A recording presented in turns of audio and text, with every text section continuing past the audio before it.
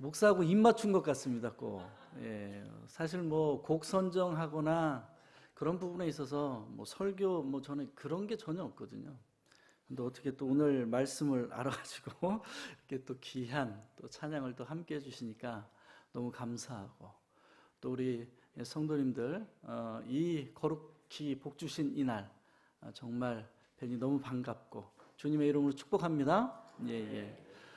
정말 이번 주는 너무 좋은 소식이 있었던 그런 한 주간이었죠.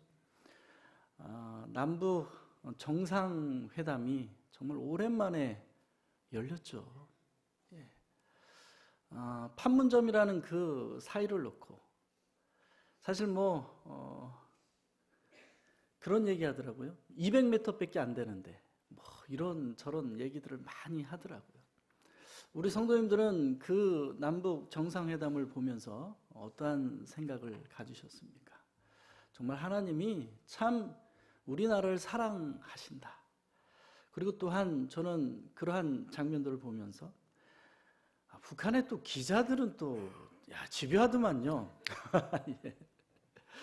정상들이 이렇게 둘이 은밀한 어떤 얘기들을 하는데도 기자 정신을 발휘해가지고 얼마나 또 거기 왔다 갔다 하는지 그것도 또 재밌었고, 그리고 또한 저는 그러한 모습들을 보면서 하나님이 참 우리의 기도를 참 들어주시는구나.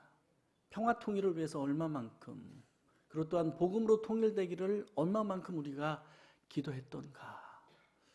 하나님 참 그 끝이 보이지 않을 것 같은데 참 하나하나 보여주시는 것 보면 이제 우리나라도 북한 선교가 그냥 피부에 와닿지 않았는데 이제는 정말 그 근방에 평택에 땅값이 뛰는 게 아니라 빨리 북한 선교를 준비해야 되겠다. 여러분, 세상 사람들은 벌써 부동산 얼마나 뛸까? 아우, 집값, 그리고 안정되면 주식이 뭐가 뛸까? 수혜주는 뭔가? 뭐 이런 거 담느라고 정신없습니다. 그러나 우리 그리스도인들은 나의 기도의 응답이고 정말 하나님께서 남북의 평화 통일을 이루어주셔서 정말 그 땅에 그 지하교회 목숨을 걸고 믿는 자들, 이제는 마음껏 예수를 믿고 아직도 독재 정권에 얽매여 있는 그 영혼들을 예수의 이름으로 구원하기 위해서 우리가 북한 선교를 놓고 또한 기도해야 될 줄로 믿습니다. 참 한 가지 사건을 놓고 이렇게 여러 모양으로 다르죠? 정치적인 색깔도 또 다릅니다. 정당의 분위기도 또 다릅니다. 참 왜 그럴까 싶습니다. 여러분, 오늘 이 본문의 말씀도 오해하고 있는 부분이 참 많은 본문 중에 하나입니다. 어떤 스님이 나와서 기독교 그 프로그램이 아니라 불교 그 프로그램에서 이런 얘기를 하더라고요. 이 부자 청년과 낙타와 바늘기 얘기를 하면서 그리스도인들은 부자가 되면 안 된다라고 이야기를 하더라고요. 그래서 참 저 스님이 몰라도 한참 모르는구나. 성경을 딱 이 본문만 읽은 게 표가 나더라고요.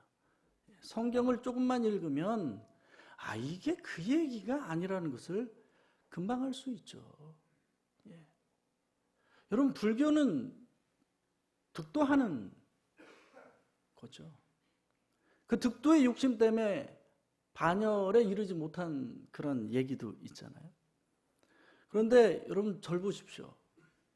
얼마나 많은 복과 뭐 별의별 얘기, 그런 것들이 많이 난무하고 있습니다. 그 왜 그렇죠? 분명한 득도의 그 개념이 없어지고 거기에 샤머니즘적인 요소들이 가득한 거예요. 그러니까 그렇게 그냥 세상적인 것, 이런 것들로 또 가득한 거죠. 그래서 이런 부분들도 어떻게 보면 기독교 안에도 있을 수 있다는 것, 우리는 또한 인정을 해야 됩니다. 뭐 청빈론, 청부론, 그걸 지금 이 시간에 얘기하고자 하는 것이 아닙니다. 중요한 것은 왜 예수님께서 이 시점에서 예루살렘 입성하기 그 전에 왜 이 말씀을, 왜 이 비유들을 했는가? 그리고 이 낙타와 바늘기에 대한 오해적인 요소들을 도대체 우리가 어떻게 풀어야 되는가? 그런 것들을 우리는 알아야 될 필요가 있는 것이죠. 하나님께서 창조하시고 이제 한참 시간이 흐른 후에 아담에게 많은 사람들이 찾아왔다고 그래요. 하나님 좀 만나게 해달라고. 왜 그러냐? 아니, 하나님한테 좀 부탁하고 싶어서 그렇다고. 무슨 부탁인데? 우리의 재산의 절반을 다 드릴 테니까 제발 하나님을 만나게 해주시는데, 하나님께 우리가 요구하는 게 있다. 그 요구가 뭐냐? 하나님께 이제 갔어요. 그래, 니들 요구가 뭐냐? 한번 들어보자. 그랬답니다. 그들의 요구는 두 가지였답니다. 하나님, 낙타를 작게 해주시든가 아니면 바늘구멍을 크게 해주시든가 그래서 천국에 들어갈 수 있게 우리도 좀 해달라고. 그러면 우리의 재산 절반을 드리겠습니다. 여러분, 그런 우스갯소리도 있습니다. 역시 이들도 이 비유에 대한 오해를 하게 된 것이죠. 여러분, 부자가 되지 말라고 하는 게 아니라, 돈이 나쁘다고 하는 것이 아니라, 그 물질 때문에 눈이 가려워져서 어떻게 해요? 봐야 될 진리를, 따라야 될 진리를, 구원받아야 될 것을 받지 못하는 것이 문제가 있는 것이죠. 여기 500원짜리 동전이 있습니다. 이걸로 과연 태양을 가릴 수 있을까요? 가릴 수 있는 방법은 또 뭐가 있을까요? 간단합니다. 여러분의 눈에다가 바짝 대보십시오. 아무것도 안 보입니다. 바로 이런 개념인 것이죠. 여러분, 돈이 내 가까이 있고 돈이 내 눈을 가려버리면, 물질이 가려버리면, 욕망이 가려버리면, 탐욕이 가려버리면, 명예가 가려버리면 하나님을 볼 수 없는 것입니다. 그래서 구원에 이룰 수 없다라는 것을 분명하게 예수님은 말씀해 주고 있는데, 뭐 이거를 그렇게 오해하고 있는지 때로는 이해가 가질 않는 것이죠. 우리 사랑하는 성도님들은 오직 손에 있는 부귀보다 우리 주님을 더 사랑으로 말미암아 구원에 이를 뿐만 아니라, 그리고 하나님을 더욱더 사랑하는 저와 여러분이 되기를 주님의 이름으로 축복합니다. 그렇습니다. 이 얘기의 핵심은 그렇습니다. 그렇다면 왜 하나님은 이 재물이 많은 사람 전에 왜 어린 아이가 오는 것을 내게 막지 말라고 막 노하셨어요. 분노하셨어요. 제자들에게 강하게 이야기를 했습니다. 그 이야기는 무엇일까요? 그리고 왜 그 아이들에게 오랜 시간 동안 걸쳐서 그 아이들을 축복하셨을까? 그 이유는 간단합니다. 어린아이와 같지 않으면 천국에 들어갈 수 없는데, 그 어린아이와 같다는 것은 무엇인가? 전적으로 하나님을 의지하고 전적으로 하나님을 신뢰할 수 있는 그 어린아이와 같은 마음이 아니고는 천국에 들어갈 수 없다라고 서두에 말씀하고 계신 것이죠. 여러분, 신앙인은 믿음이 굳건해지고 믿음이 좋아지면, 하나님을 더욱더 사랑하게 되면 기뻐 외칠 수밖에 없고요, 하나님이 주신 그 세상이 줄 수 없는 평안과 기쁨으로 가득합니다. 그래서 예수 믿는 사람은 얼굴이 다른 거예요. 얼굴이. 또는 어떤 사람은 이런 얘기 하시더라고요. 아유, 목사님은 그러면 뭐 스트레스도 없겠네요. 그런 사람 제일 미워합니다, 제가. 왜 스트레스가 없겠습니까? 그러나 스트레스도 좋은 스트레스가 있고 나쁜 스트레스가 있죠. 하나님이 주시는 말씀을 더욱더 잘 증거하기 위해서 스트레스 받는 거, 그 좋은 스트레스죠. 여러분들이 예수 그리스도의 말씀을 증거하고 또 말씀대로 살아가기 위해서 스트레스 받는 거, 그거 좋은 스트레스입니다. 오늘 그 좋은 스트레스, 그리고 그 찔림이 여러분들과 저와 함께 하기를 축복합니다. 그것이 말씀 듣는 자의 축복인 것입니다. 여러분, 하나님이 주신 그 세미한 음성에 귀를 기울이고 반응할 수 있는 것이 우리의 바로 축복인 것이죠. 그건 그만큼 성령이 여러분들을 운행하고 있고 성령이 여러분들을 만져주고 있음을 믿습니다. 그래서 우리 진동교회는 세 가지가 있죠. 하나님의 임재로 진동하는 교회가 돼야 됩니다. 두 번째, 주님의 말씀으로 진동하는 교회가 되어야 됩니다. 그리고 또한 성령의 능력으로 진동하는 교회가 되어야 될 줄로 믿습니다. 그래서 모든 나라를 진동케 할 수 있는 능력이 바로 거기에서 나오는 것이죠. 그리고선 하나님께서는 이제 재물 많은 사람 17절 우리 한 목소리 한번 읽어보겠습니다. 시작. 예수께서 길에 나가실새 한 사람이 달려와서 꿇어 앉아 묻자오되 선한 선생이며 내가 무엇을 하여야 영생을 얻으리이까. 참 이 사람 뭐 관원이다, 부자다, 뭐 VIP다, 뭐 이런 여러 가지 이야기가 있지만 도대체 이 본문을 읽으면 약간 조금 냄새가 나요. 어떤 냄새가 날까요? 뭔가 석연치 않아요. 꼭 뭔가를 알고 물어보는 듯한 느낌이 들어요. 여러분들 때로는 그런 일들 있잖아요. 아이가 다 알아요. 아니면 선생님한테 학생이 다 아는 걸 물어볼 때가 있어요. 그건 왜 그렇죠? 첫째, 확인하려고. 둘째, 인정받으려고. 여러분, 확인한다는 것은 좋은 거일 수 있습니다. 그러나 내가 옳다, 나를 적어도 이 정도의 사람으로 인정해 줘야지 라는 그러한 것은 문제가 있는 것이죠. 예수님에게 그런 부자 청년이 찾아왔습니다. 그리고 이 사람이 묻는 것은 선한 선생님 그럽니다. 여러분, 예수를 자신의 구세주로 고백하지 않는 사람은 구원에 이룰 수가 없습니다. 영생 없습니다. 저는 제일 가슴이 아팠던 한 본문 중에 하나는 바로 그 부분이에요. 여러분, 가룟 유다는 열심히 예수를 따랐습니다.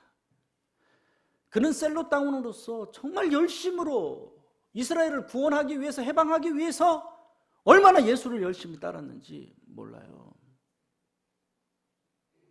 그러나 그는 늘 예수님을 라보니요, 랍비요, 선생이요, 그 정도 선에서 고백하는 거 그치고 맙니다. 그래서 자신의 생각과 너무 다른 예수를, 십자가를 인정할 수 없기에, 하나님의 뜻을 거부하기에, 그래서 예수를 팔 수밖에 없는 그런 사단의 틈을 주는 그러한 인물로 전락해버리고 마는 것이죠. 여러분, 이 시간 우리는 예수 그리스도를 나의 구세주로 고백해야 될 줄로 믿습니다. 그것이 바로 우리의 믿음의 고백인 것입니다. 그 고백을 통해서 하나님은 또한 우리에게 귀한 일들을 이루어 주실 줄로 믿습니다. 그런데 이 부자 청년은 선한 선생님 그러면서 내가 무엇을 하여야 영생을 얻으리까? 라고 묻습니다. 참 이 부분들이 어떻게 보면 웃기는 얘기입니다. 여러분, 유대적인 관점에서 보면 선하다는 것을 붙일 수밖에 없는 것은 하나님밖에 없습니다. 하나님 외에는 선한 것이 없습니다. 그럼에도 불구하고 이 사람은 예수에게 선한 선생님 그러면서 예수님을 또한 시험하고 있는 부분들을 볼 수 있는 것이죠. 여러분, 우리가 예배를 드리되 예배를 보는 자가 아니라 자기 자신을 드리는 귀한 예배 시간이 되기를 축복합니다. 그 의미가 담겨져 있습니다. 18절 보니까 예수께서 이르시되 그럽니다. 내가 어찌하여 나를 선하다 일컫느냐? 하나님 한 분 외에는 선한 이가 없어. 너 허칭부터 잘못됐어. 분명하게 말씀하고 있죠. 그리고선 19절에 우리 한 목소리 한번 읽어보겠습니다. 시작. 내가 계명을 안 하니 살인하지 말라, 간음하지 말라, 도둑질을 하지 말라, 거짓 증언하지 말라, 속여 빼앗지 말라, 내 부모를 공경하라 하였느니라. 즉 5계명부터 10계명까지 쭉 열거해 주십니다. 예수님이 그 사람은 속을 몰랐겠습니까? 다 알죠. 압니다. 그럼에도 불구하고 이 율법을 얘기한 이유는 도대체 무엇일까라는 것이죠. 여러분, 이 율법을 지킨다는 것이 쉬울까요? 어려울까요? 정말 어렵습니다. 그래서 율법으로 설 수가 없다는 것이죠. 율법으로는 구원을 받을 수가 없습니다. 그럼 율법의 기능은 뭐냐? 죄를 깨닫게 한다는 것이죠. 그래서 사망이라는 것이죠. 그래서 율법을 알면 알수록 그 죄가 깨달아지고 그 죄 해결할 수 없는 방법에 의해서 사람은 낙담하게 되고 율법주의로 빠질 수밖에 없는 것이죠. 그러나 하나님은 그 율법으로서는 너가 영생을 받지 못한다는 것을 예수님께서 말씀해 주고 있는 것을 우리는 알아야 하는 것입니다. 자요, 우리 로마서 6장 23절에 보면 죄의 삭은 사망이요 하나님의 은사 즉 그리스도 예수는 우리 주 안에 있는 영생이라고 말씀하고 있는 것입니다. 혹시 오늘 예배를 드리면서 예수 외에 다른 것을 기대하고 있다면 우리는 그것을 내려놔야 될 줄로 믿습니다. 그래서 손에 있는 부귀보다, 손에 있는 명예보다 더 중요한 건 무엇인가? 예수를 바라보는 것이죠. 하나님은 늘 우리에게 땅을 바라보게 하지 않습니다. 어떤 사람이 길가에 지나가다가 정말 1억이 넘는 그런 돈을 주었어요. 그리고부터 이 사람은 이상한 묘한 습관이 생깁니다. 하여튼 자나깨나 땅만 보고 다녀요. 땅만 보고. 자기에게 횡재를 가져온 이 돈 또 주울 수 있을 거라고 생각하고 계속해서 땅만 보고 다닙니다. 여러분, 사단도 우리에게 이러한 모습으로 살기를 원합니다. 우리는 땅을 바라보는 자가 아닙니다. 어디를 바라보는 자입니까? 하늘을 바라보는 자예요. 문제가 있어도 하늘을 바라보고, 슬픔이 있어도 하늘을 바라보고, 기쁨이 있어도 하늘을 바라보는 것이죠. 형통해도 하늘을 바라보는 것이죠. 그래서 하나님을 전적으로 의지하고 전적으로 신뢰하는 것을 하나님은 원하고 계시고, 그리고 하나님을 더욱더 사랑한다는 부분들이 바로 이러한 부분에 있는 것입니다. 그러나 그는 이렇게 얘기를 합니다. 20절, 그가 여짜오되 선생님이여 이젠 선한을 뺍니다. 아이 참, 선한을 두면 안 되지. 그 참 마음에 또 찔림도 받고. 그래요? 알았습니다. 그러면 선생님, 그러면서 이것은 내가 어려서부터 다 지켰습니다. 그럽니다. 이거요? 이거는 제가 다 지켜 행한 그런 의인입니다. 그거 말고 내가 뭐 해야 됩니까? 원어에는 이렇게 나와 있어요. 여러분 참 대단한 것 같습니다. 그러니까 이 표현이 맞는 것 같아요. 부자 청년이에요? 관원이었어요? VIP였어요? 젊은 사람이었어요. 부족한 게 아무것도 없었어요. 너무도 완벽한 것 같습니다. 너무도 완벽해요. 그런데 예수님은 이 청년에게 뭐라고 말씀하십니까? 네가 정말 한 가지가 부족해 라고 말씀하세요. 그 한 가지가 뭐라는 거예요? 우리 그 부분으로 한번 가보겠습니다. 자, 우리 21절 한 목소리로 읽어보겠습니다. 시작. 예수께서 그를 보시고 사랑하사 이르시되 내게 아직도 한 가지 부족한 것이 있으니 가서 내게 있는 것을 다 팔아 가난한 자들에게 주라. 그리하면 하늘에서 보화가 내게 있으리라. 그리고 와서 나를 따르라 하시니. 아멘. 여기서 그를 보시고라는 것은 엠브레포, 즉 직면하고 있는 단어입니다. 마가복음에 유일하게 쓰여진 것입니다. 즉 직관적으로 간파하고 계시다는 것이에요. 그런데 예수님은 그를 어떻게 여기셨어요? 긍휼히 여기셨어요.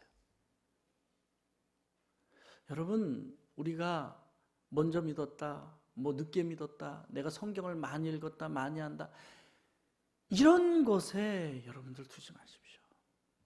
중요한 것은 내가 하나님을 얼마나 사랑하고 있고 그 사랑을 표현하고 있고 그 사랑을 행동하고 있는가, 그것이 참 중요한 것입니다. 그래서 하나님은 먼저 우리에게 뭘 달라고 하는 거예요? 마음을 달라고 하시는 거예요. 마음이 없이는요, 목숨도 뜻도 아무 소용이 없습니다. 믿음이란 무엇인가? 신앙의 길이란 무엇인가? 내 마음을 온전히 하나님께 드려야 하는 줄로 믿습니다. 여러분, 사람이 그 마음이 있는 닿는 곳에 다 그 사람의 목숨 거는 행동, 뜻 하는 것 다 거기에 머물러 있는 거예요. 그럼 이상하게 목사가 된 이후로 이렇게 서울을 많이 왔다 갔다 했습니다. 왔다 갔다 할 때마다 뭐만 눈에 들어올까요? 십자가만 눈에 들어오는 거예요. 그전에는 그렇게 십자가가 눈에 안 들어오고, 여기가 어떤 교회였네, 어떤 교회였네, 뭐 이런 게 전혀 눈이 안 들어와 있어요. 또 건축하고 가는 그 장로님하고 가면 어떻게 해요? 이 건물은 어떻고요, 저 건물은 어떻고, 다 건축 얘기만 하고. 여러분, 나의 관심이 어디 있는가? 그것이 생각하게 돼 있고, 그것을 말로 표현하게 돼 있고, 그것을 행동하게 돼 있는 줄로 믿습니다. 우리 안에 주님이 가득하기를 축복합니다. 그거를 충만이라고 하는 것이죠. 성령 충만, 믿음 충만, 예수 충만이란 바로 그것을 의미하는 것입니다. 그런데 이 사람에게 한 가지 부족한 것을 말씀하십니다. 얘야, 네가 너무 네가 가진 것에 집중하고 있구나. 그래? 그렇다면 정말 네가 이 율법을 실행했다면 그럼 너의 모든 것을 한번 다 팔아봐라. 그리고 그 사람들의 심정과 위치로 내려가서 그를 한번 섬겨봐.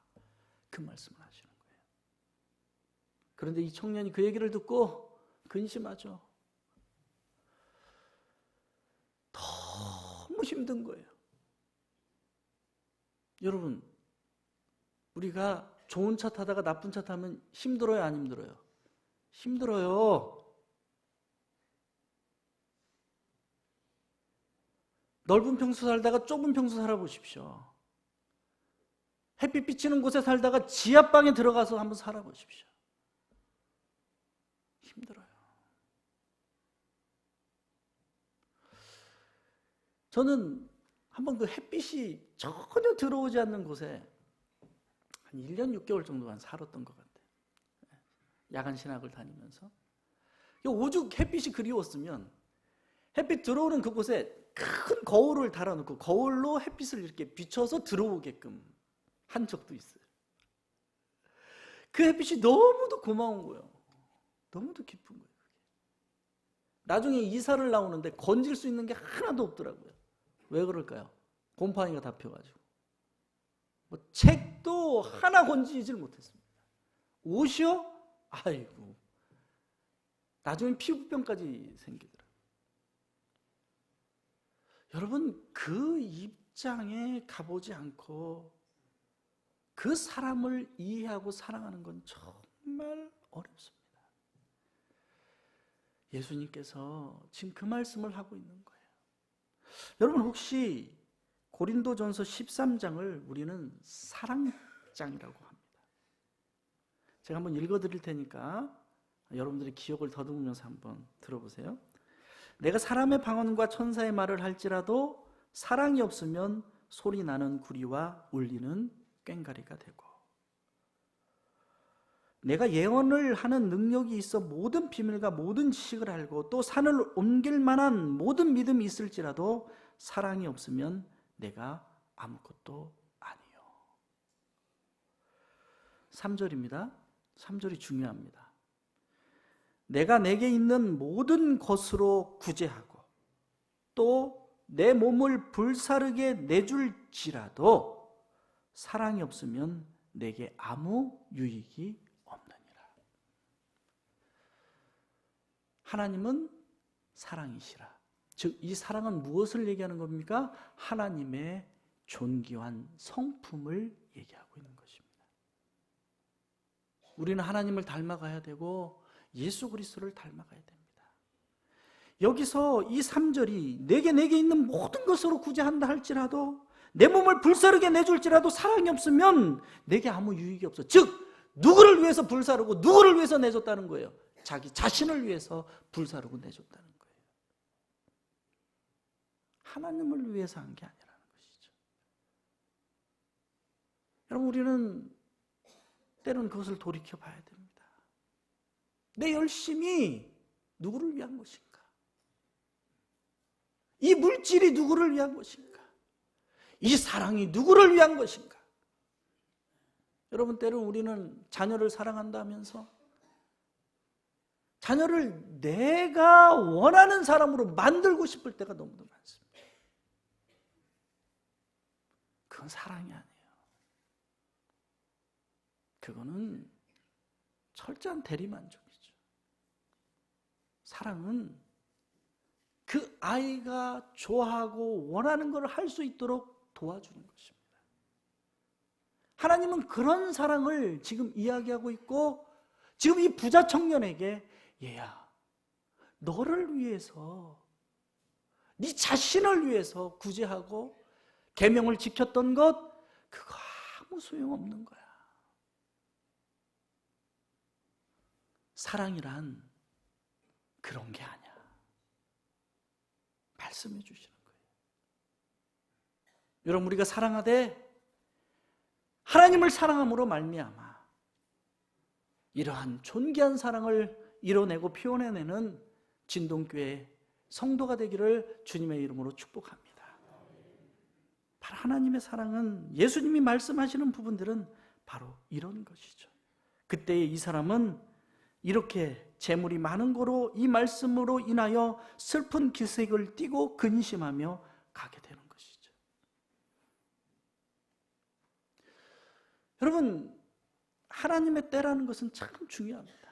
뭐 크로노스다 카이로스다 이런 얘기보다도 더 중요한 것은 무엇인가? 여러분, 시냇가에 심은 나무는 때를 따라 철을 따라 열매를 맺습니다. 그 철이라는 게 어떤 철이라고요? 바로 내 때가 아니라는 거예요. 누구 때예요? 누구 철이에요? 하나님의 철을 따라, 하나님의 때를 따라 열매를 맺어야 된다. 하나님은 그래서 무화과 나무를 저주하신 거예요. 인자가 왔음에도 불구하고, 너를 창조한 주인이 왔음에도 불구하고 그 주인이 너에게 열매를 요구하는데 너는 열매를 내지 못하는구나. 무화과 때가 아님에도 불구하고, 자연의 법칙을 따랐음에도 불구하고 왜 예수님은 그 무화과 나무를 저주했습니까? 이제는 자연의 법칙을 따를 때가 아니라 하늘의 때, 하늘의 법칙을 따를 때라고 말씀하고 있는 것입니다. 여러분, 우리는 어느 때를 따라 신앙생활하고 있습니까? 우리는 어느 때 열매를 내기로 여러분들은 기도하고 있고 또한 고백하고 있습니까? 주님이 오셔서 주님이 원하시는 때에 열매를 맺고 그 열매를 주님께 드릴 수 있는 저와 여러분이 되기를 주님의 이름으로 축복합니다. 여러분이 공부하는 것, 여러분이 사업하는 것, 여러분이 직장 다니는 것, 여러분의 가정 모두가 다 그렇게 드려지기를 주님의 이름으로 축복합니다. 바로 예수님이 원했던 것은 그러한 것들인 것이죠. 그리고 그 사람이 가고 나서 주님은 주위를 둘러봅니다. 이렇게 지금 목사가 지금 둘러보듯이 이렇게 둘러보는 거예요. 그 장면을 다 봤던 누가 있을까요? 제자들이 있었죠. 무리들이 있었죠. 그 표정을 하나하나 보는 거예요. 이렇게 둘러보시고. 왜 둘러보셨을까요? 니들 표정 보니까 참 재밌네 라는 것이죠. 그러면서 이렇게 말씀하시는 거죠. 예수께서 둘러보십니다. 그리고 제자들과 무리들에게 말씀하세요. 뭐라고 말씀하시죠? 23절입니다. 재물이 있는 자는 하나님의 나라에 들어가기가 심히 어렵도다 하시니 제자들이 그 말씀에 놀라는지라. 예수께서 다시 대답하여 이르시되 얘들아, 하나님의 나라에 들어가기가 얼마나 어려운지 아냐?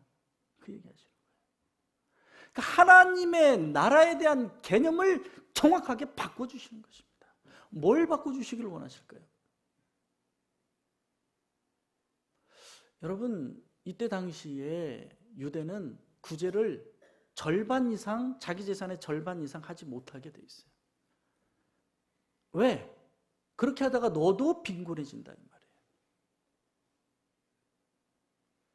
여러분, 기업으로 분배받았기 때문에 자기 땅도 자기 게 아닙니다. 여러분, 그리스도인의 삶이라는 것은 바로 그런 거예요. 그렇기 때문에 절반 이상 구제하지 못하게 돼 있어요. 왜? 그도 가난해지니까. 최대가 절반입니다. 그럼에도 불구하고 왜 예수님은 모든 재산을 다 팔으라고 합니까? 그걸 아시는 분이 뭘 말씀하시는 거예요? 얘야, 구제란 그런 게 아니야. 너를 위해서 하는 게 아니야. 영생을 위해서 하는 게 아니야. 하나님을 위해서 해야지. 하나님이 없는, 예수가 없는 영생이 어디 있겠는가 말이죠. 여러분, 하나님의 나라는 어린 아이와 같지 아니하면 들어갈 수가 없습니다. 그러면서 묘하게 이 비유를 하세요. 25절 한 목소리로 읽겠습니다. 시작. 낙타가 바늘기로 나가는 것이 부자가 하나님의 나라에 들어가는 것보다 쉬우니라. 여러분, 어떡할까요? 뭐 좀 대답 좀 해줘 보세요. 어떡할까요? 바늘구멍을 그냥 확 늘려버릴까요? 아니면 낙타를 그냥 확 줄여버릴까요? 어떤 그 미술가가 있는데 그 바늘 키키 조그만 거에 현미경을 해가지고 거기에 그림을 조각하는 그러한 또 작가도 있더라고요. 거기에다 낙타 한 4마리를 올려놨어요. 그리고 낙타가 바늘기 들어갔네. 그리고 올려놨더라고요. 이렇게. 어떻게 그렇게 할까요? 어떻게 할까요? 어떻게 쓰면 좋겠습니까? 여러분, 어떤 학자는 이 비유에 대해서 이렇게 얘기를 합니다. 예루살렘에 이제 그 성이죠. 성에 가면 큰 문이 있고 작은 문이 있습니다. 낙타는 주로 짐을 싣고 사막을 건너오죠. 그러니까 그 짐을 싣고 오는 낙타를 통과시킬 수 있는 문은 좁은 문일까요? 넓은 문일까요? 그럼요, 중앙에 큰 문입니다. 그 문을 통과해서 와야 돼요. 그런데 성문이 닫혔어요. 그러면 성문은 절대로 큰 문을 안 열어줍니다. 저녁에는. 무슨 문만 열어줄까요? 좁은 문만 열어줘요. 좁은 문만. 즉, 그 문이 일명 바늘기 문입니다. 그런데 이 짐을 잔뜩 실었어요? 거기를 통과할 수 있을까요? 없을까요? 통과하기가 어렵죠. 여러분, 개가 개구멍으로 들락달락 거리는 거 보셨죠? 그 지경이 돼야 겨우 들어올 수 있는 거. 짐을 다 내려놔야. 어떤 학자는 그런 의미라고 얘기합니다. 깔비는 또 이렇게 이야기합니다. 그거 단어가 바뀌었습니다. L자가 T로 잘못 번역한 거예요. 그거 낙타가 아니라 그 밧줄입니다. 낙타를 묶고 있는 밧줄, 그거 의미하는 거예요. 그럴 수도 있겠죠. 그러나 명확하지는 않습니다. 그럼 도대체 예수님이 이 비유를 왜 하셨을까요? 여러분, 예수님의 비유는 늘 생활 속에, 일상생활 속에서 그들이 그냥 바라보는 그러한 것들로 다 비유하셨지 어려운 것으로 비유하신 적이 없습니다. 소경이 인도해서 구덩이에 빠지는 거, 그거 역시도 마찬가지예요. 그 당시에 이스라엘에서는 그 장면이 흔해 빠졌습니다. 그 장면을 보고 얼마나 웃었는지 몰라요. 소금기를 잃어버린 그 소금을 길에 뿌려서 그리고 녹이는 그런 거 많이 있었어요. 그래서 예수님 계속해서 그런 비유를 우리 삶 가운데 일어나는 것들을 다 말씀해 주신 거예요. 그게요. 그럼 도대체 이 비유는 뭐냐 말이죠. 이 비유를 우리는 이렇게 해석할 수 있습니다. 자요, 어린아이와 같이 하냐면 천국에 들어갈 수 없어? 그러면서 쭉 말씀하신 이후에 예수님은 바로 세 번째로 십자가라는 그 사건을 말씀하시죠. 그래서 여기 보면 32절에 보면 예루살렘에 올라가는 길에 예수께서 그들에 앞서 서서 가시는데 그 제자들이 놀라고 그리고 두려워하여 그리고 나서 내가 죽일 것이나 3일 만에 다시 살아나리라는 것을 십자가 사건을 다시 말씀하십니다. 여러분, 이 말씀이 이 위치에 있는 것은 그냥 있는 게 아니에요. 여러분, 도대체 십자가라는 것, 낙타와 바늘기라는 것을 우리는 알아야 됩니다. 연결시켜야 돼요. 여러분, 예수님이 이 땅에 오신 이유는 중보자로 오신 것입니다. 인간의 죄로 말미암아 하나님의 나라와 인간의 나라가 갈라졌기 때문이죠. 그것을 봉합할 수 있는 것, 그것을 이을 수 있는 것, 예수 외에는 없는 줄로 믿습니다. 그게 바로 십자가 사건이에요. 그러면 낙타와 바늘기는 도대체 어떤 의미가 있을까? 여러분, 베두인이라는 그 사막에 거하는, 광야에 거하는 그러한 족속들이 있죠. 레갑 족속의 한 두 분이라고 할 수 있죠. 그래서 그 사막을 여러분들이 체험해봐야 좀 이해를 합니다. 여러분, 낙타는 정말 버릴 게 없어요. 심지어는 물이 다 떨어졌어요. 모래폭풍이 막 휘몰아칩니다. 그러면 이 사람이 죽게 생겼으면 낙타 코에 상처를 살짝 내고요, 그 낙타 코에서 떨어지는 피를 받아먹고 살아납니다. 여러분, 낙타는 사막의 배라고 할 정도로 낙타가 없는 사막을 생각할 수가 없죠. 그래서 이 베두인족에게 낙타는 굉장히 소중합니다. 평생을 그렇게 부려먹고 낙타 가죽을 신발로 만들고 옷으로 만들고, 그리고 낙타 털을 다 뽑아서 그 털실로 짜가지고 천막을 만듭니다. 여러분, 그 천막 안에 딱 저녁에 들어가 보면 그 천막 사이로 쫙 비치는 별이요, 너무도 아름답습니다. 아, 이 아브라함에게 하나님이 말씀해 주신 게 바로 이 장면이구만. 그걸 알아가요. 그리고 낙타는 정말 버릴 게 없어요. 여러분, 그 천막을 만약에 뜯어지고 수선하려고 하면, 그 천막을 만들려면 얼마나 도대체 튼튼한 실이 있어야 되겠어요? 한번 생각해 보세요. 여러분, 이제 낙타가 다 수명이 다 하고 나면 그렇게 다 유익하게 쓰입니다. 그리고 나서 이제 몸뚱아리만 남겠죠? 이제 살과 뼈만 남겠죠? 그것을 큰 솥에다 집어넣습니다. 그리고 작은 구멍을 미리 한 20-30개 정도 뚫어놔요. 그리고 거기에다 진흙을 쫙 바릅니다. 그리고 300도가 넘는 고열로 그 살과 뼈들을 다 녹여버려요. 형체가 남지 않도록. 그리고 그 밑에 물을 쫙 받아 놓습니다. 그리고 이제 다 녹았다 싶으면, 이제 낙타가 흔적이 없고 형체가 없이 다 녹았다 싶으면 그때 그 진흙을 툭툭툭툭툭 칩니다. 그러면 그 조그마한 구멍들에 낙타가 실이 되어서 쭉 흘러내리는 거예요. 그리고 그게 굳어지면 실타래를 만듭니다. 그리고 나서 천막이 기워지거나 천막을 만들 때 그 낙타 실을 통해서 천막을 다 만들어내는 것이죠. 여러분, 바로 예수님이 이 세상에서 모든 것을 다 우리에게 주신 분이 바로 우리 주 예수 그리스도인 줄로 믿습니다. 물과 피를 다 흘려서 내 죄를 사해 주신 거죠.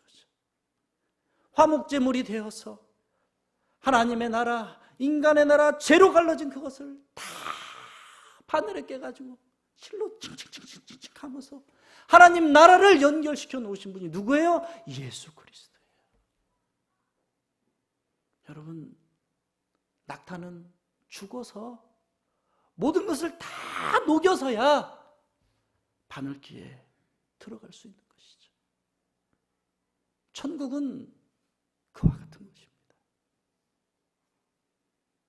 여러분, 우리가 예수 그리스도를 따르는 데 있어서, 우리가 예수 그리스도를 본받는 데 있어서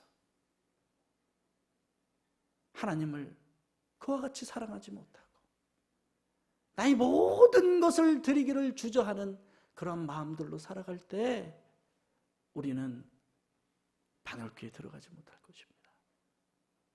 그러나 정말 하나님을 사랑함으로 말미암아 나의 모든 것을 다 하나님께 드리고 맡기고 의지하고 신뢰한다면 하나님께서 바늘귀에 실을 깨서 이 세상을 치료하고 회복하는 데 있어서 나를 사용해 주실 줄로 믿습니다. 여러분의 상처도, 여러분의 아픔도,